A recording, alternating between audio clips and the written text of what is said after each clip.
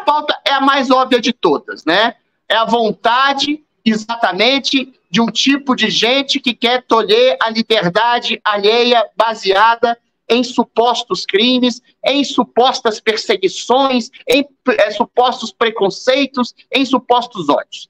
Eu queria que o Bruno soltasse o vídeo da dona Janja, primeira-dama do Brasil, em que ela fala para regular, na verdade, censurar as redes sociais, exatamente porque um hacker descobriu a senha dela. Só coloca aí na tela, Bruno.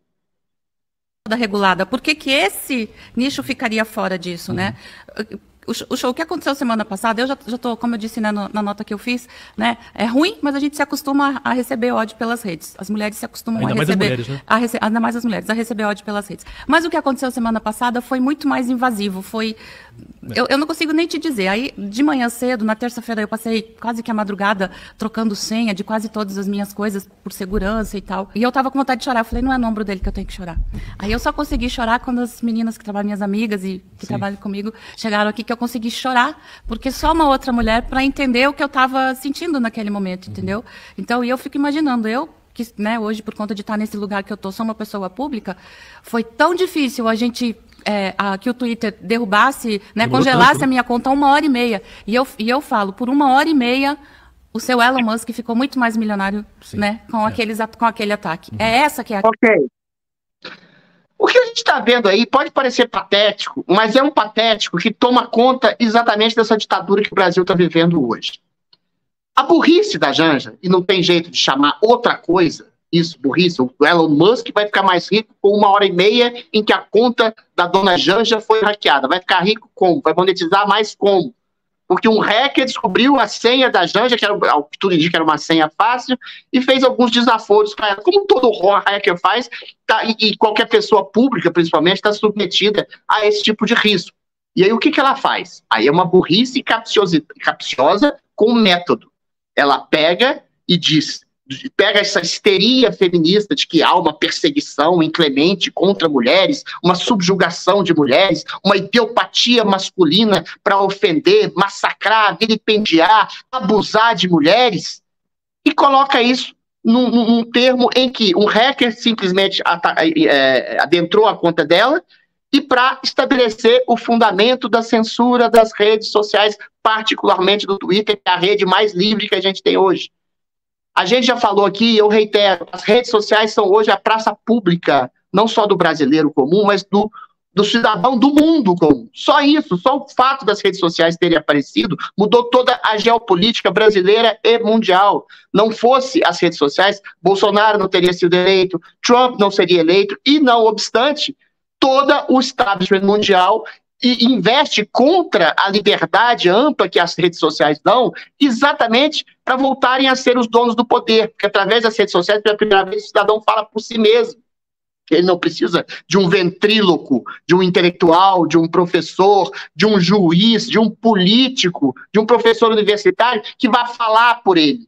Pela primeira vez, o cidadão se expressa livremente, pode criar instrumentos de comunicação, pode criar redes de comunicação, pode ele mesmo se transformar numa rede de comunicação. Jornalistas, inclusive como eu mesmo, nunca poderiam ter ascendido a mídia mainstream, não fosse o advento das redes sociais. Então, esses donos do poder querem manter tudo como era antes. Eles, os donos do poder, falarem a opinião, ditarem a opinião e manipularem a opinião do público e enfiarem, através da deturpação da realidade, essa opinião ao público. Não dizer que toda a mídia grande é manipuladora, não era, mas hoje passou a ser, porque eles querem exatamente tolher a liberdade. E hoje no Brasil essa questão ficou muito mais séria. Porque é uma liberdade tolhida, não é só censurada, é feita com desmonetização, com perda de conta bancária, com censura, em última instância, até com prisão. E hoje a grande mídia brasileira é tomada por ideopatas, é tomada por estudantes de comunicação. Eu falo de viva voz porque eu era um estudante de comunicação, eu fui estudante de comunicação e li toda a literatura marxista. Então saem de lá, não jornalistas da faculdade de comunicação, saem militantes de esquerda que querem tolher a opinião pública, a opinião privada de meia dúzia que querem fazer, sei lá, uma revolução marxista, um marxismo cultural, um princípio comunista, um princípio esquerdista, um princípio ideológico que aprisiona as vontades e querem sufocar toda opinião alheia. É Claro que existem pessoas preconceituosas nas redes sociais, como existem pessoas preconceituosas em qualquer lugar do mundo. Mas para isso existe, sobretudo no Brasil, existe o Código Penal Civil. Se você calunia, se você vilipendia, se você desafora alguém, você tem lá calúnia, infâmia e difamação, os instrumentos legais para você processar qualquer pessoa que estiver te caluniando. Se você faz apologia a crime, como pedofilia, tráfico de drogas, estupro ou coisa do tipo, ou nazismo ou coisa do tipo, os instrumentos legais do Código Civil te proíbem de fazer esse tipo de discurso. Você não precisa regular as redes, até porque boa parte das redes já estão autorreguladas. O Instagram, o Facebook, são comandados por gente lá do Vale do Silício, que tem uma ideologia muito clara e diminuem seu alcance. Eu venci um processo contra o Instagram, inclusive, em que eu provei que durante o período eleitoral eles diminuíram o meu alcance drasticamente. Ou seja, o Twitter, o X agora, né, que foi comprado pelo Elon Musk, é a única plataforma que dá ampla liberdade para as pessoas falarem.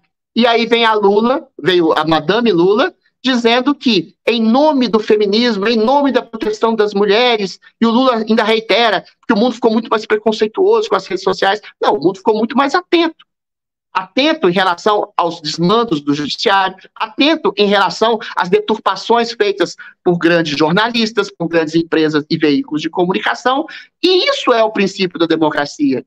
Você estabelecer a livre crítica entre pessoas e entre instituições.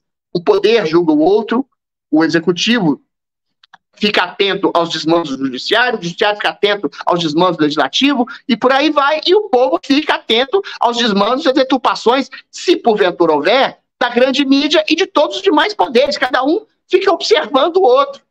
Mas hoje no Brasil a gente sabe que o judiciário manda em tudo o mais. E que o governo executivo, colocado lá por esse judiciário, que tirou o Lula da cadeia, como todo mundo sabe, que destruiu a Lava Jato, que criou essa ditadura de opinião única, estabelece exatamente um conluio com o governo executivo que foi colocado lá. O governo Lula foi eleito praticamente pelo sistema judiciário, a gente sabe disso, não vou entrar em detalhes para não ser preso. Mas, eventualmente, eles querem dominar a opinião pública. E o que eles fazem? Dizendo que a opinião pública é criminosa. Assine o Fio Diário. Assim você vai ter acesso integral ao programa completo Adriles sobre tudo, além de outros diversos programas na nossa plataforma. Assine aí.